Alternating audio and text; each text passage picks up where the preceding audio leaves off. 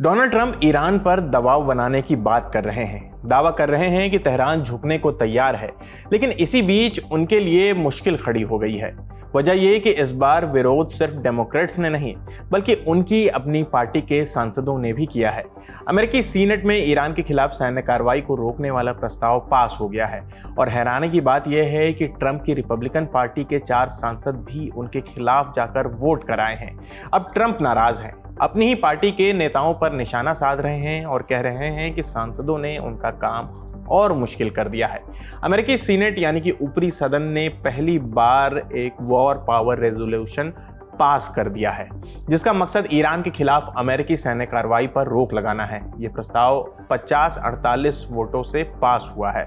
हालांकि इसका कानूनी असर बहुत ज़्यादा नहीं है और भले ही इसे सिंबॉलिक माना जा रहा है, लेकिन इसके राजनीतिक मायने बड़े हैं। इस रेजोल्यूशन के समर्थन में 4 रिपब्लिकन सांसदों ने भी वोट किया, यानी कि ट्रंप की पार्टी के सांसद। ट्रंप ने इन चारों रिपब्लिकन सांसदों की आलोचना की और कहा कि इन लोगों ने उनका काम और मुश्किल बना दिया है।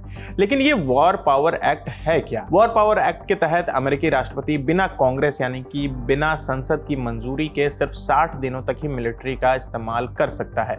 जब 28 फरवरी को अमेरिका और इजराइल ने हमले शुरू किए थे ईरान पर, तब ट्रंप ने कहा था कि वो कमांडर इन चीफ होने के नाते अपने ठिकानों और क्षेत्रीय सहयोगियों, खासकर इजराइल की रक्षा के लिए ऐसा कर रहे हैं।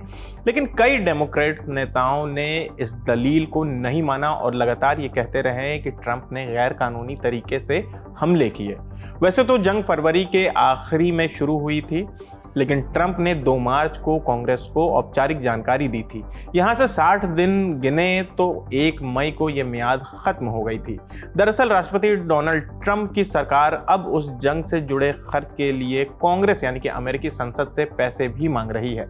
ऐसे में ट्रंप के खिलाफ कई सांसदों ने सवाल उठाना शुरू कर दिया है। ट्रंप ने इस पास हुए रेजोल्यूशन पर नाराजगी जताई। उन्होंने 23 जून को अपने social media platform truth social पर लिखा कि ये वोटिंग गलत समय पर और बेकार थी।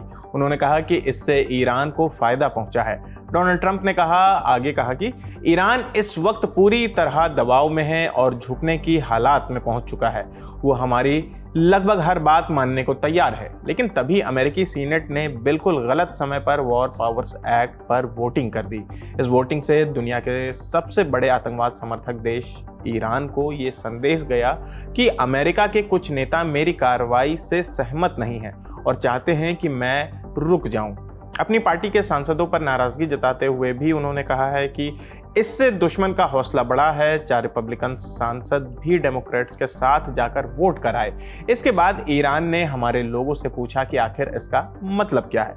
ट्रंप ने आगे कहा कि इन सांसदों ने मेरा काम और मुश्किल जरूर कर दिया है, लेकिन मैं अपना लक्ष्य हासिल करके रहूंगा, चाहे जैसे भी करना पड़े, क्योंकि मैं हमेशा अपना काम पूरा करता हूं। सीनेट में डेमोक्रेटिक पार्टी के नेता चक शूमर ने ट्रंप पर सीधा हमला बोला।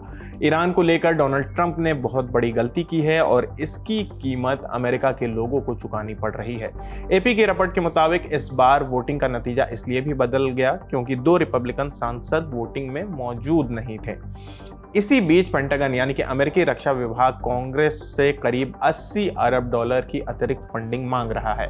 ये पैसा ज़्यादातर ईरान जंग में इस्तेमाल हुए हथियारों और स्टॉक पाइल्स को फिर से भरने के लिए मांगा गया है। 24 जून को ट्रंप कैपिटल हिल जाकर रिपब्लिकन सांसदों से मुलाकात करने वाले हैं। पिछले हफ्ते ट्रंप ने ईरान के साथ एक समझौता मेमोरेंडम ऑफ अंडरस्टैंडिंग पर साइन किया था। इसके बाद दोनों देशों को समझौते तक पहुंचने के लिए 60 दिन का समय मिला है। लेकिन इसी समझौते को लेकर ट्रंप की अपनी पार्टी में भी नाराजगी है। कई रिपब्लिकन सांसदों को ईरान रिकंस्ट्रक्शन के लिए तय $300 अरब के फंड पर आपत्ति है। ये रकम 2015 में बराक ओबामा सरकार के दौरान ईरान को लौटाई गई $1.7 अरब की रकम से कहीं ज़्यादा है। वहीं रिपब्लिकन सांसद टेड क्रूज ने पिछले हफ्ते एक पॉडकास्ट में कहा था कि उन्हें लगता है कि राष्ट्रपति ट्रंप को ईरान के मामले में बहुत खराब सलाह दी जा रही है। डेमोक्रेट सांसद पिछले कई महीनों से लगातार ईरान युद्ध को लेकर वोटिंग की मांग कर रहे थे।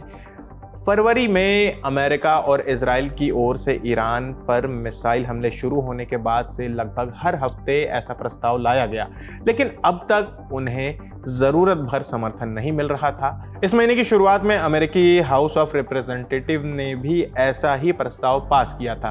वहां 4 रिपब्लिकन सांसदों ने डेमोक्रेट्स का साथ दिया था।